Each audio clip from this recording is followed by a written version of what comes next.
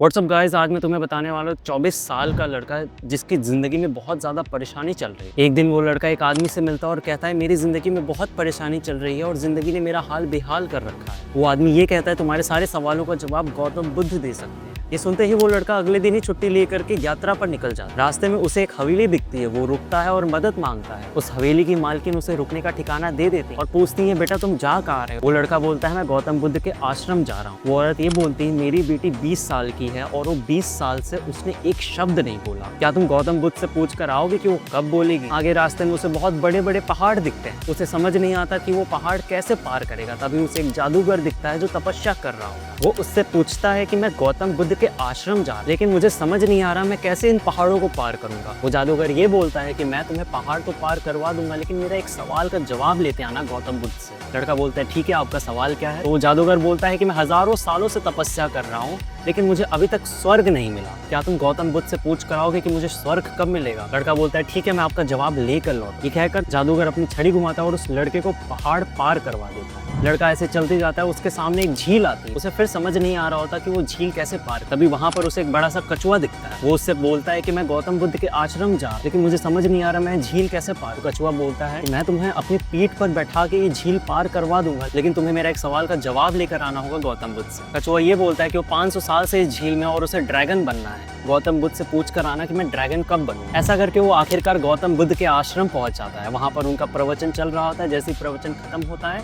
गौतम बुद्ध बोलते हैं कि अब सभी मेरे से सवाल पूछ, लेकिन सिर्फ एक शर्त है कि एक आदमी एक बार में सिर्फ 3 ही सवाल पूछ सकता है, 3 से ज्यादा पूछना नहीं अलाउड है। अब वो लड़का बड़ी दुविधा में पड़ जाता है कि मैं अपना सवाल पूछूं या उन 3 लोगों का जिनका इस जवाब से भला हो जाएगा। काफी देर सोचने के बाद वो उन तीनों के जवाब लेकर आता है, अपना सवाल त्याग कर। जाते वक्त उसे सबसे पहले कछुआ मिलता है। वो कछुआ को ये जवाब देता है कि गौतम बुद्ध ने कहा है कि अगर तुम अपना कवच उतार दोगे तो तुम ड्रैगन बन। कछुआ बोलता है ठीक है, और जैसे ही वो अपना कवच उतारता है उसके कवच में से बहुत सारे मोती मिलते। कछुआ बोलता है अब तो मैं ड्रैगन बन गया हूँ, इन मोतियों का मैं क्या करूंगा, तुम रखो। और लड़का वो मोती लेकर के आगे बढ़ जाता है। आगे उसे वही जादूगर मिलता है जो तपस्या कर रहा है। वो लड़का जादूगर के पास जाता है और बोलता है गौतम बुद्ध ने कहा है जिस दिन तुम्हें छड़ी छोड़ दोगे उस दिन तुम्हें स्वर्ग मिल जाएगा। तो जादूगर कहता है कि अब मुझे छड़ी का क्या काम है, छड़ी तुम रखो। उसे स्वर्ग मिल जाता है। वो लड़का फिर कुछ दूर जाने लगता है तो उसे वही हवेली मिलती है जहाँ पर वो औरत के पास जाता है और बोलता है कि गौतम बुद्ध ने कहा है जिस दिन लड़की की शादी हो जाएगी उस दिन वो बोलने लगेगी। वो औरत बोलती है कि तो फिर इसमें देर किस बात की, लड़का मेरे सामने। और वो अपनी बेटी की शादी उस लड़के से करवा देती है। और जैसे उस लड़के की शादी होती है,